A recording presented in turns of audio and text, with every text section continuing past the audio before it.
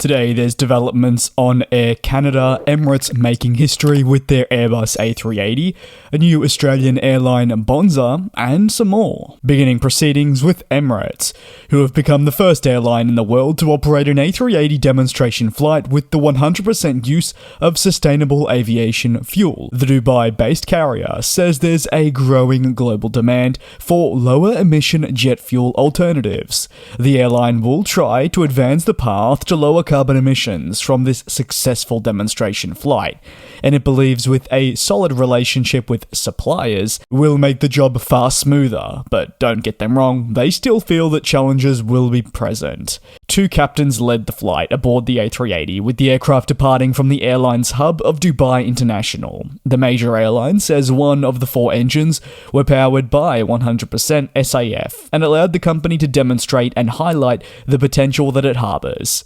Carbon emissions can be reduced by up to 85% over the fuel's life cycle, in comparison to more conventional methods of jet fuel that have featured today. Demonstration flights, meanwhile, are often conducted to highlight and pave the way for the future usage and rollout of technologies. However, the road to adopting SAF has recently become more pressing. This is thanks to strategies and guidelines being implemented by governments and companies. Looking at Emirates' most recent history with SAF, earlier this year, they completed their first 100% sustainable aviation fuel-powered demonstration flight in the region, but with the 777-300ER from Boeing, equipped with GE90 engines. A recent expansion for supply of over 3 million gallons of blended SAF was also announced, and this will prove essential for flights set to depart from 2 airports.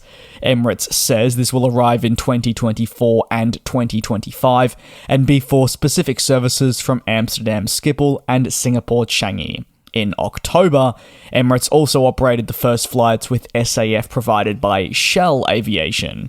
Emirates notes that Shell has supplied 315,000 gallons of usage across the key hub in Dubai. Over to Bonza, and their expanding continues as they gear up for the summer season and peak holiday travel demand. The carrier has commenced service towards Tasmania for the first time, with flights from specifically the Gold Coast to Launceston. Bonza's debut in Tasmania has been a long time coming and has been made possible thanks to the opening of a 3rd base on the Gold Coast. Operating as Flight AB1755, the aircraft did arrive at Launceston just after 2 p.m. with a lunchtime departure from the Gold Coast.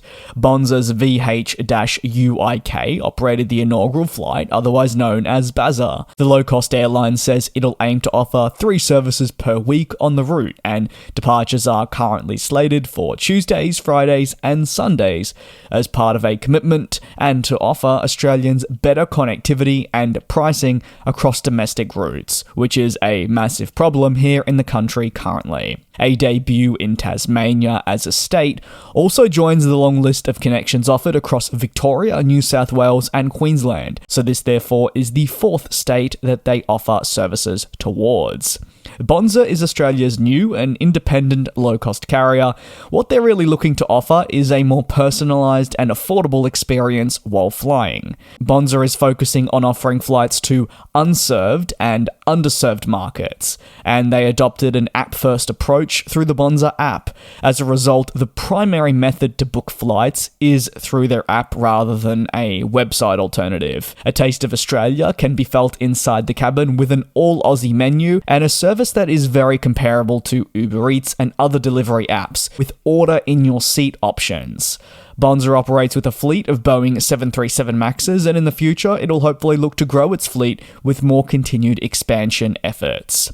Over to Air Canada, and the Montreal Canadiens, an NHL team based in none other than Montreal, have announced a multi-year partnership with Air Canada, something that has already existed, but it is an increase on partnership that'll see the Air Canada logo appear on the top right of the Canadiens' away jerseys only. Previously, Montreal Canadiens jerseys were known for their lack of sponsors featuring. However, last year, the NHL approved their jersey advertising program. As a result, teams could see key partners advertise their logos on their jerseys.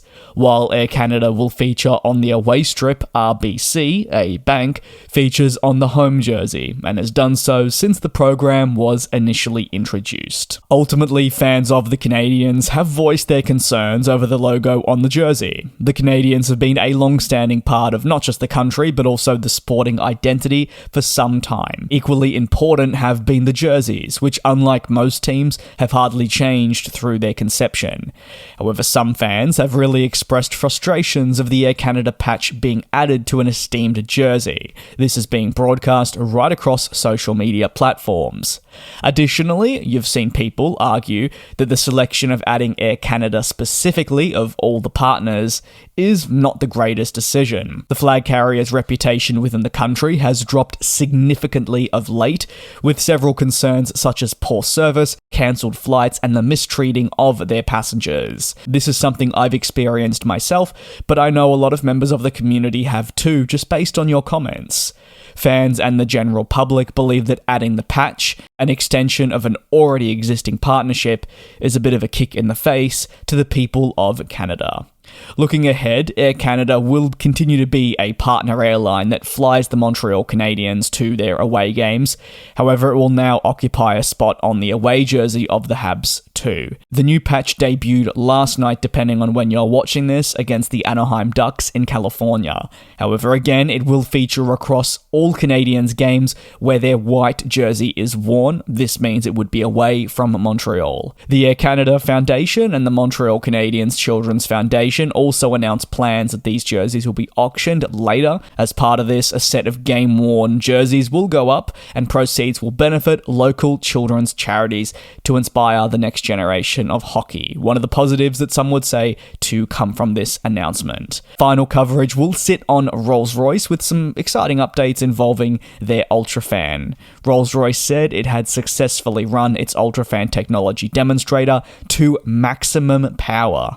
The initial testing stage was also conducted using 100% SAF at a facility in the United Kingdom. Such a successful test is a pretty landmark milestone for the company and the UltraFan program, as they have been gradually building themselves up to hopefully trialing maximum power. All the tests are labelled as rigorous to ensure that the demonstrator performs in line with the company's very high expectations, and thanks to this successful attempt, they say the tests will mean they'll be able to gather massively valuable data to analyze and move forward with. That is going to conclude today's aviation news recap. If you have any thoughts on the topics covered, you are more than welcome to drop them down below in the comments. Thank you so very much for your support. It does really mean a lot. Please take care and do also be safe. I'll see you tomorrow at the exact same time for more coverage on developments within the aviation industry.